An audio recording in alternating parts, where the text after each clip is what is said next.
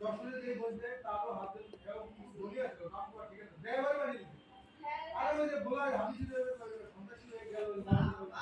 বলছি মা হে আলতো নেন বলছি জানি কিন্তু এই তবে তারা কে প্রাইভেট কারটা সব ড্রাইভার বানিয়ে বুঝবে